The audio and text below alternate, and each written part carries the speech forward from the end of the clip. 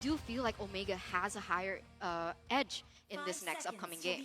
Yep, I definitely agree. But without further ado, this is going to be the match coming in. Game 1 between both RRQ as well as Omega up on screen, as we are going to be looking through how they are going to be tackling the situation. Because as of yet, Albert is going to be playing on the lane from the blue side, whereas from the red side as well, Omega, they are going to be going for that textbook common standard drafts coming in. Is it going to be enough to deal with Albert's oppressive nature? Because as of yet, we do see Vin trying to go and harass Darrow, but it seems like it's not going to be the Tamos jungle coming from Omega, whereas it is going to be the Darrow jungle instead.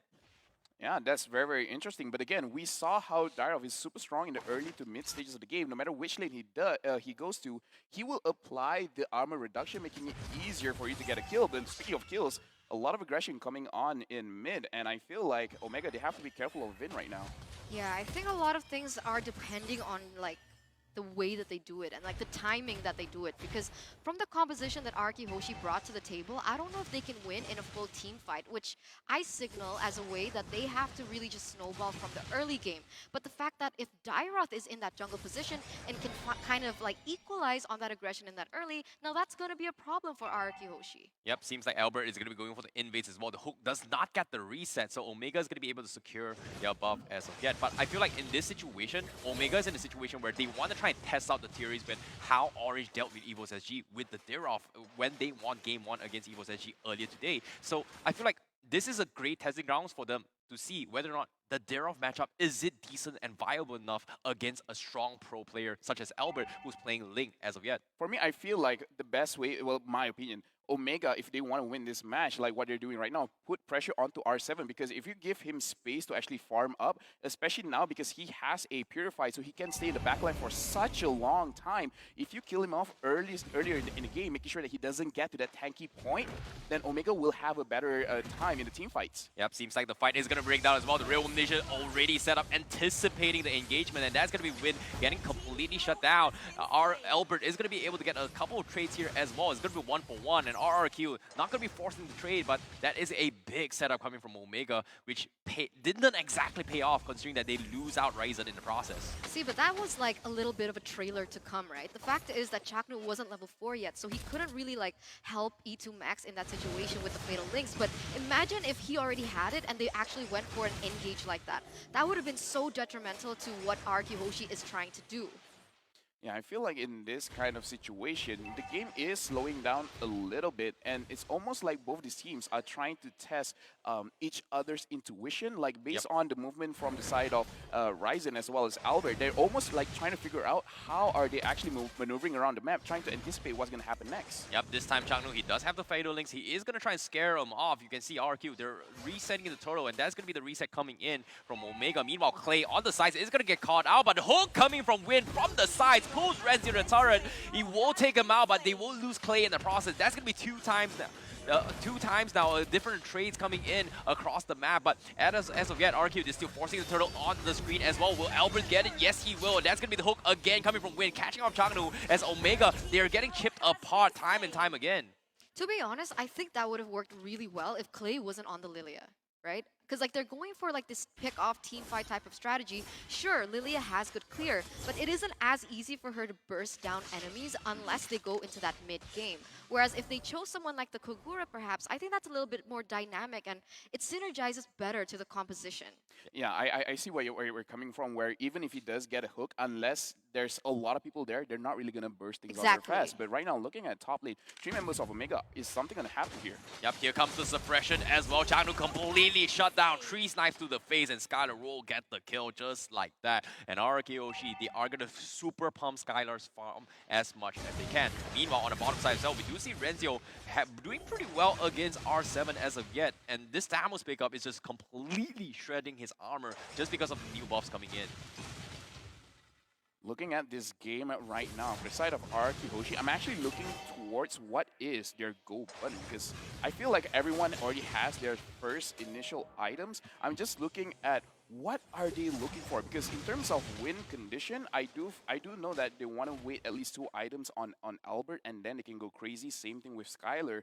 But for the side of Omega, I don't want them to play super responsive. I kind of feel like with having a Dire of jungler, if they go slightly a bit more aggressive, they could get a lot on the map. Yeah, but it all comes down to psychology as well, because Ryzen has died multiple once now, and they pretty much lost a lot of fights. Even though, if you talk about composition when it comes to mage role, right, E2 Max do outrange Clay by a lot, and they understand that they can't abuse it. But considering that Ryzen has lost his earlier lead against Albert, they're a little bit hesitant to try and force the kind of plays, even though it's very, very much necessary. So this is actually working in favor of RRQ's composition, just because of how the Lilia is going to be able to pop off into the mid to late stage game. Likewise coming from R7. Now, Turtle contest coming in this fight as well. You can see Omega, they're trying to force reactions coming from RRQ, but Vin is waiting for the right moment. The suppress comes in. Vin is going to get caught, Renzo's going to get caught out, but looks like they're not going to prioritize on going for the kills. It is going to be Turtle instead, and it seems like Clay will steal it for the team, and now Omega, they will retaliate. They are stuck. They're taking a little bit too much damage, and RRQ will run him over. Renzo survives with 1 HP on this Thamus,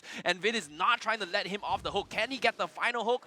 No, he does not. Maybe he will on the bottom side. And yes, he will get the hook. And that's going to be Win getting the kill on Ranzio. That is like an RRQ trade all over the board. I mean, now they are with a 2,500 gold lead, and Omega, they're kind of on behind here. What can they actually do as Vin. of this stage, Vin. understanding that they are just squeezing Omega from all the last things that they can even do? I mean, you saw Vin just steal that gold from the side of Omega Esports. Personally, for me, I feel like that was almost a wasted opportunity for the side of Omega, because they saw Vin already popping off the Bloody Hunt. So Atlas could go in, and then the rest could, you know, possibly initiate some kind of team fight, and they could have won it. But because the positioning was all over the place, they couldn't really capitalize the use ultimate from Vin.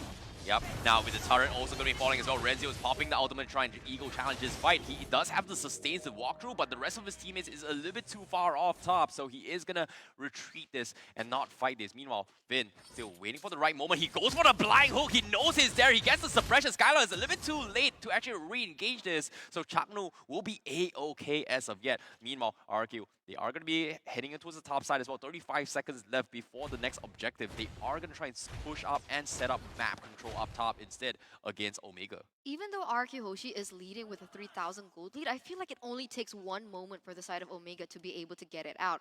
I do understand that there are some purifies on the board from the side of RRQ Hoshi, but we'll see how this pans out.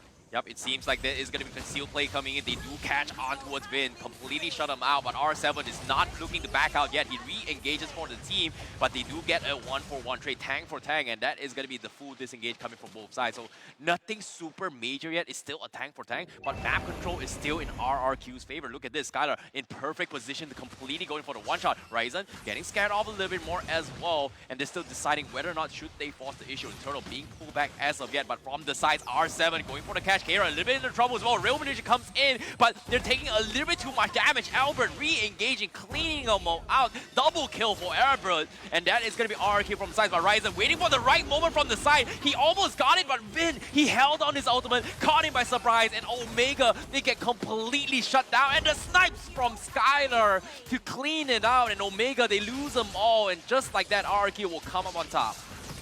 I can already see what Omega actually has to do. They need some kind of map control, because looking at RRQ Hoshi, Skylar, the way that he's positioning, it's almost like the map is not dark at all. Like the map has no bushes. He knows exactly where everyone is. So whenever someone is trying to gank him, he knows how to retaliate. And for the side of Omega, looking at their positioning, it's not optimal for a team fight right now. It looks like they're trying for something, but is it going to actually pan out the way that they wanted it to?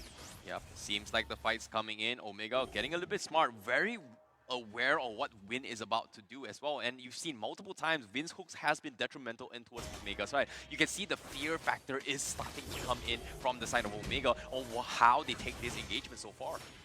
Looking at the itemization right now, they really do not have enough damage. The Clint already has 2 items over here, but not really enough space to do anything, just because R7 as well as Albert could go towards him. And I feel like Omega, they need at least one more item on Ryzen or Renzo to really deal out the damage against RRQ Hoshi. Yep, definitely agree, but the Lord will be taken down very easily coming in from the side of Omega, but 6.7k lead as of yet coming in from RRQ Hoshi means they are very, very oppressive. You can see the fear coming in from Omega as they have to play this as safe as they can to go in towards the power spikes. And in this stage of the game, what is the power spike coming from Omega into this later game? Where should they drag this out in order to come back against RRQ? Looking at the player gold right now, everything is looking fine. But for the side of Omega, in terms of where the power spike is, because looking at the Tamos, his first item is the War Axe. He has enough penetration, but that is really good against squishy targets. I feel like going up against RRQ Hoshi, he needs, I don't know, maybe a Demon Hunter Sword just to make sure that when he faces against R7, he can do a little bit more than that. Yep. I gotta say, I mean, Omega Esports, Omega, they just need like the proper setup, right? Because last time around when we saw the Fatal Links get popped off, it actually hit onto the two core members from the side of RRQ Hoshi, but the problem is there was no follow-up. The way that RRQ Hoshi is trying to engage on the team fight, understanding that they can't go full 5v5, they try to split it up, and when they split it up, that's when Omega falls short. So somehow, somewhere, Omega Esports just needs to be able to group them up. But at this stage, how is this going to be achieved?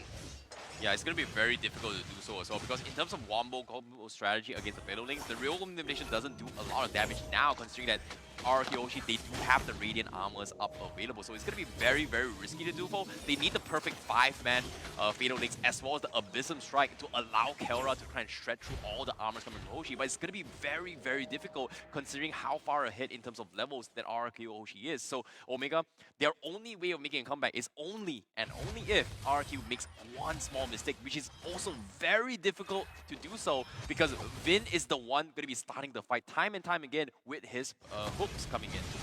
We need to see some Chalk Mamba supremacy here because their life depends on it at this stage, right? It's so difficult to catch them off guard, and I have to agree with you. It doesn't seem like RRQ Hoshi has been making mistakes. It's so very difficult to find a loophole, but maybe, just maybe, there is a way to maybe take them down one by one and try to look for some pickoffs, because we see whenever they go into this, we see that R7 goes in, checks map, or and so forth. So maybe that's something that they can capitalize on before they go in for that full 5v5.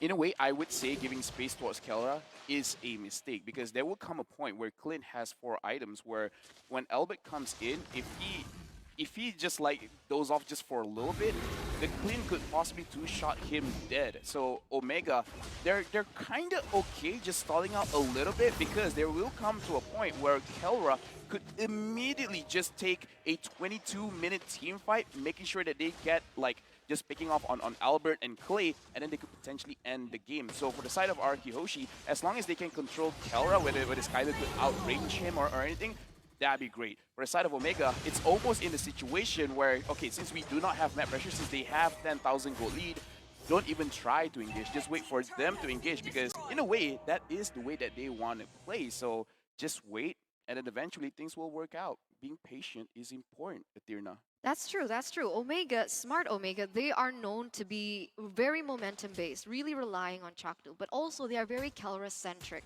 So one of the things that we need to look out for, like LaFell mentioned earlier, is to wait for the proper setting, the proper setup for Kelra to be able to dish out most of that damage, and of course that combo wobble that comes in with the real-world manipulation. But as you can see on screen here, that ward is just going to be shrunken down so quick as the damage is inevitable here from the side of Omega. Yep, Skylar will finish off the inhibitor up top with those long-range snipes, but you can see the discipline play is coming in from Omega just to make sure to try and drag it out as long as they can, and they understand that they cannot do anything about it. And based on the itemizations up on screen, as you can see, they're slowly trying to drag it out to the 6 max item slot power spike in order to try and trade 50-50 with Hoshi, but that's going to be a very drawn-out game so far, and I feel like RRQ Hoshi, I don't think they want to let this happen at all. I feel looking at the itemization from Clint over here, the damage is actually going to be pretty good. Already having the Endless Battle, the Berserker Fury, as well as the Malefic Roar, he can definitely dish out the damage. It's just that for the side of Omega, what are they worried about? Are they really worried about Albert, or are they worried about Skylar? Because as of right now, every single time RRQ Hoshi shows their face, Omega is actually retreating. So it does look like they want RRQ Hoshi to overextend and fight in their own base. But looking at how RRQ play, I really doubt that that will happen. Right now at 11,000 gold lead, RRQ really does not have any reason to do any kind of crazy flashy plays. They could just wait it out. Eventually, even the minions could end the game. But even despite that, it does seem like Clay actually bought that necklace of Durance. So they are 100% respecting the potential that, of course, Omega can have. And interestingly enough, E2 Max actually has the glowing wand. So they're looking for a little bit more damage here, a little bit more DOT. And maybe that's exactly what they need, right? Yeah, I definitely agree. It all comes down to execution and also stalling for time. And right now, RRQ Hoshi, they can play super safe and still win the game, but not too long, just because of how oppressive Vin can be, right? Omega, the reason why they're playing safe is because they don't want to be caught out of position because of the Iron Hook, and they've lost so many fights because of Vin's setup, and they cannot afford to lose as of yet, because slowly but surely, the timers are going to kick in, but it seems like they are going to force the issue, and this is the big hook coming in. Renzio popping the Vengeance, and they're forced to fight the fight as well. R7 going to be re-engaging from the sides, as you can see, they're all chunked up, and Omega, they don't really want to fight in this choke spot, but no, the snipe from afar from Skylar is going to beam him out, and that's going to be Changdu and Renzio taken out of the equation, and this is exactly why Omega didn't want to force the fight, and that's the beauty of what the Franco brings to the table. Man, that was huge. A 2-0 trade here for the side of RRQ Hoshi, and now Skylar, with that double kill, is sitting at a 4-0-2 stat, as compared to Keller, who is still sitting at a 1-1-2. And the fact is, Keller has actually opted to use this killing spree, and so far, they haven't been able to capitalize on that. RRQ Hoshi, they are countering Chuck. They're the countering hook. the Alice, but look at that hook, managing to get Ryzen off there. And right now, RRQ Hoshi, they are a 5-man strong. But the side of Omega, 2 members are still down. Renzio just awakened, but still, RRQ Hoshi looking super strong, making a lot of hooks happen with Vin here. Yeah, this is just so good coming from RRQ Hoshi. Like, you can't exactly blame Omega for not being able to do anything, because one right hook, and like we say this about time and time again, you miss 10,000 hooks, as long as that one hits, it is going to turn the tide. But in Vin's case, he's hitting almost every single hook. So that's going to be very difficult to play to. But as you can see up on screen as well, the items are slowly heading into the 5th item progression. But with the Lord coming in, is it going to be able to be stalled coming from Omega? As you can see, Renzio is trying his best to clear on towards the Lord pit, as RRQ trying to get a little bit more on the side. The hook doesn't seem to connect, but Omega, they're clumped up onto the crystal. They're trying to force the fight. Here comes Atlas coming from the backline as well. R7 still being very oppressive, but the damage coming from RRQ Hoshi is just a little bit too much to handle. And Omega, they're falling like flies, but the overextension coming from RRQ is going to allow Kara to dish a lot of damage. He's taking a little bit more damage, but this is going to be the first blunder that RRQ has made. R7 is still going to keep it alive. They do take out Kara and also take down the crystal, so RRQ Hoshi is going to be able to secure game.